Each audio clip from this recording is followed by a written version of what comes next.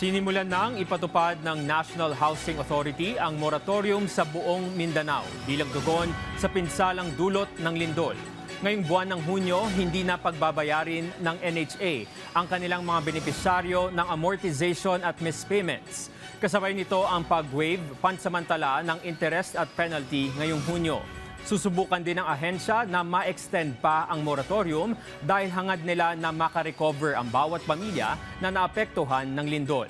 Samantala, patuloy naman na nakikipag-ugnayan ang NHA sa mga lokal na pamahalaan para sa kanilang assessment sa mga tahanang naapektuhan ng lindol.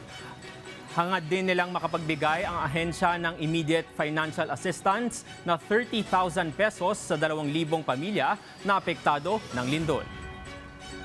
Nandito po ang National Housing Authority sa direktiba po ng ating Pangulo Ferdinand Marcos Jr. Nandito po ang buong National Housing Authority upang tulungan po kayo.